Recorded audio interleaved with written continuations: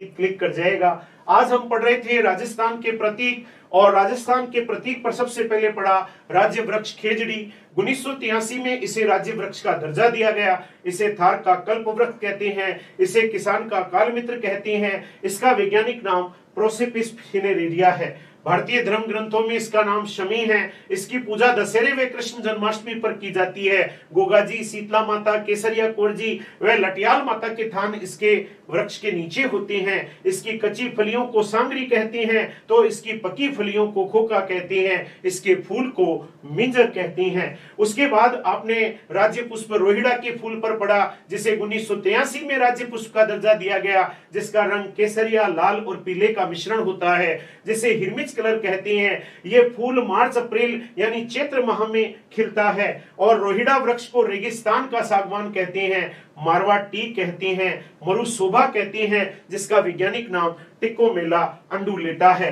उसके बाद राज्य पक्षी गोडावन पर पढ़ा, जिसे 1981 में राज्य पक्षी का दर्जा दिया गया, जिसका वैज्ञानिक नाम क्रायोटिस नाइग्रिसेप्स है, जिसे राजस्थान का शुतुरमुर्ग व धुरों का चीता भी कहा जाता है। अन्य नाम मालमोरडी, सोहन चिड़िया, हुकना, गुदनमेर, ग्रेट इंडियन बस्टर्ड, महान भारतीय तिलोर पक्षी कहा जाता है। यह पक्षी सोरसन, बारा, सोकलिया, अजमेर व राष्ट्रीय मरुद्यान जैसलमेर व बाड़मेर में पाया जाता है।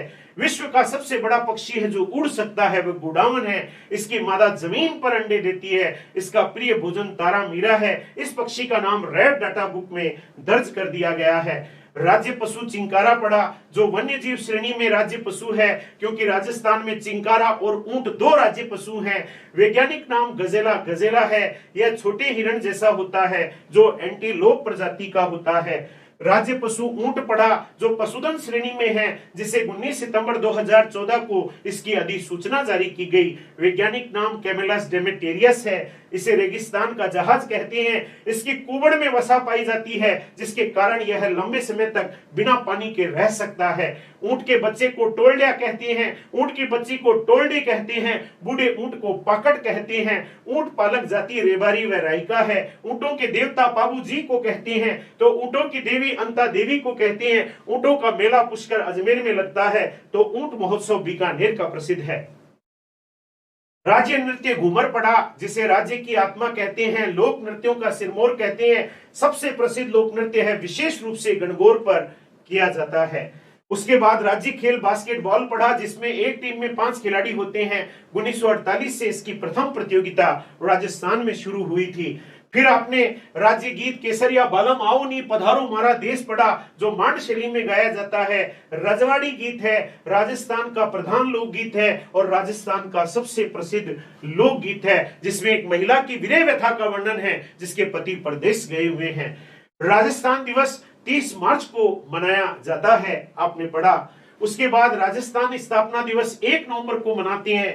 1 नवंबर 1956 को राजस्थान अपने वर्तमान स्वरूप में आया था।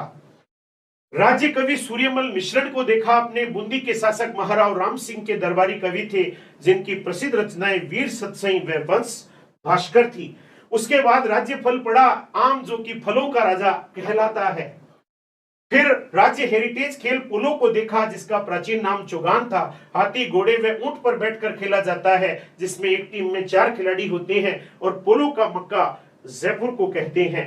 राज्य पोशाक पुरुषों की देखी, जोधपुरी कोट व पैंट, धोती या पायजामा देखी। उसके बाद राज्य महिला पोशाक देखी, जो राजपूती ड्रेस देखी, जिसमें कुर्ती, कांचली व घाघरा ओढ़नी आदि आती हैं। राज्य मिठाई आपने जलेबी को देखा। उसके बाद में राज्य वाद्य यंत्र अलगोजा देखा, जो सुशिर वाद्य यंत्र है, जो फूंक देकर बजाया जाता है, जिसमें 6 से 8 तक छिद्र होती हैं। फिर आपने राज्य राजधानी जयपुर देखी, जिसकी स्थापना 18 नवंबर 1727 को सवाई जयसिंह द्वितीय द्वारा की गई, जिसके वास्तुकार विद्याधर भट्टाचार्य थे, जिसका प्राचीन नाम जयनगर, जयपर, ढूंढाड़, जयगढ़ व मोमिनाबाद भी रहा है। और सवाई राम सिंह द्वितीय ने गुलाबी रंग करवाया, तभी से इसे गुलाबी नगरी या पिंक सिटी के नाम से जाना जाता है। 30 मार्च 1949 को इसे राजधानी बनाया गया था। पूर्व का पेरिस, मंदिरों की नगरी, छोटी काशी व त्योहारों की नगरी आदि उपनामों से इसे जाना जाता है। तो ये थे मेरे राजस्थान के राज्य प्रतीक। मुझे पूरा विश्वास है कि राज्य प्रतीक पढ़ने के बाद अब कोई क्वेश्चन आपका गलत नहीं होगा। मैं इसी तरीके से और रोचक तरीके से आप तक और कई सारे टॉपिक लाता रहूंगा।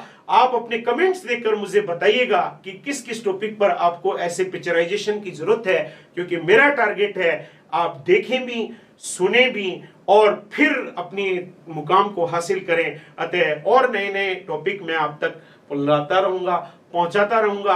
आप मेरे चैनल को लाइक, शेयर, सब्सक्राइब करें और इसे लोगों तक पहुंचाएं, क्योंकि अगली क्रांति पढ़कर ही लाई जा सकती है। तो धन्यवाद साथियों, जय हिंद साथियों।